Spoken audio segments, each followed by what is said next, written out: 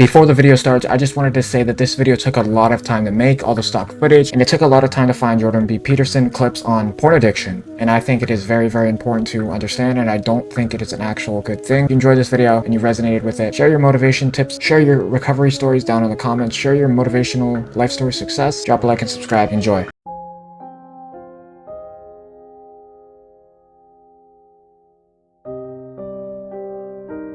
So I think it's reasonable to assume that there's a novelty edge in pornography, like there is in so many quasi-addictive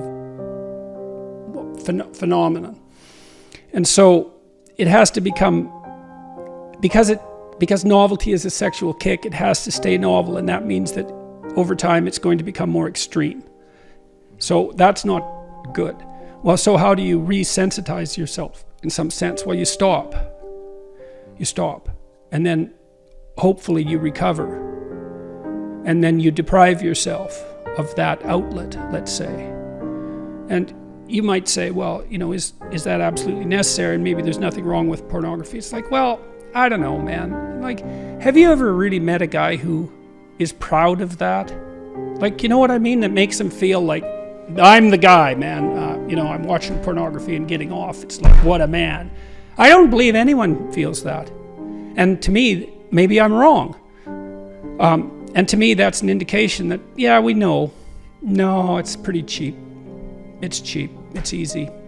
And, you know, I say that knowing that I believe the research evidence shows that if you introduce pornography into a community, that rates of sexual crime committed by men upon women actually decline.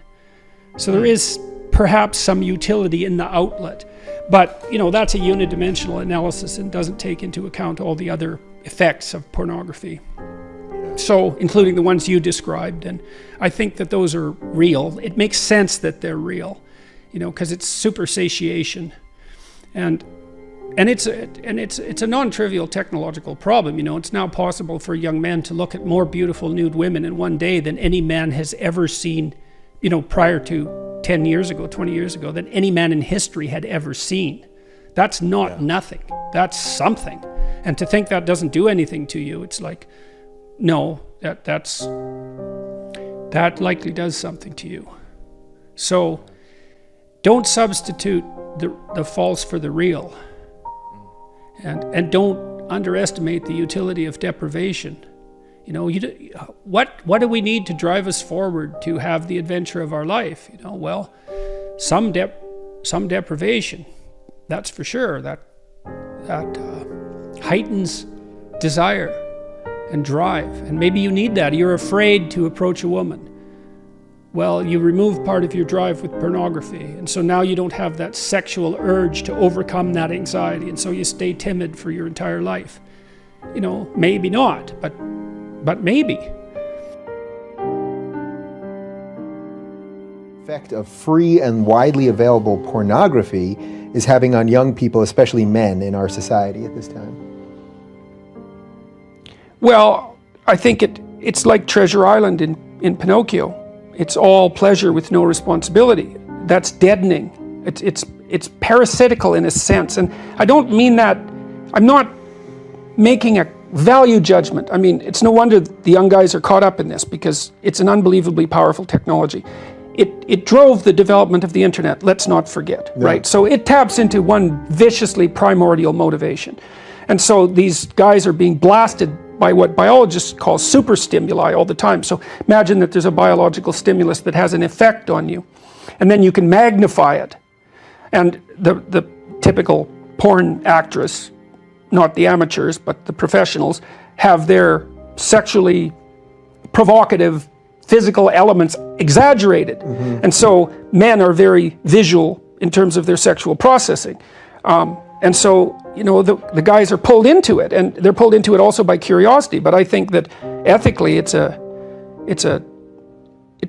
not good. It's not good. It's an easy out. That's the other thing, you know, is what you should be doing is going out and finding someone to have a relationship with. And if you can gratify yourself with no transformation, but let's say you can't find someone. well, then you might say that's an indication you should change. It is, in fact, an indication that you should change, because what better indication are you going to get than that no one wants to be intimate with you?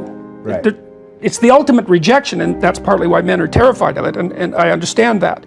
And I also understand the MGTOW guys, you know, who are just recommending that men don't enter into long-term permanent relationships with women. I understand where they're coming from, although I called them pathetic weasels a while back. I shouldn't have done that. See, that's where I said to you, are you worried about every little thing that you say? Once you say some... Well, they're providing a lot of young guys who need a kick to go out there. Right, they're actually giving them the back door. They're giving them a rationale, and I've seen this have very detrimental effects on a number of people already, and partly in my clinical practice, because these guys, the young guys who aren't successful, they're looking for a reason why women are terrible, because otherwise they have to think, well, they're just not presentable, which is what they do have to think, because that's almost the definition of presentable, right? So, and then the MGTOW guys give them a rationale. You know, we are in a gynocentric world and females have got control and they'll like wipe you out if they have the opportunity. It's like, well, some females will do that to some guys some of the time. Okay, so the question is, why do people pursue rewards that don't produce this resonance? They don't have a value hierarchy. So Pleasure Island, it's a good example. Those kids that were brought there were lost. So they didn't have anywhere to go. They didn't have an identity. So they default to local pleasure. And that's better than none. Although the problem with local pleasure, well, as the narrative made clear, is that you better look out if you're impulsive, because it's going to kick back on you hard. And the reason is, you're only considering the immediate time frame. And the problem is that things propagate across all the time frames. And so just because something works really well this second, cocaine, for example, doesn't mean that it's a tenable solution to the class of all problems. So usually, often, people pursue local pleasure because that's the best they can imagine. It's the best they've been taught. They don't see another alternative. So it can be ignorance. It can be they don't want to adopt the responsibility, because part of the problem with working at every level of the hierarchy simultaneously is that it's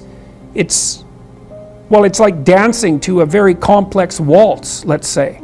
You have to be paying attention to a very large number of things simultaneously and doing things right. It requires responsibility. And so, you know, it's a pain.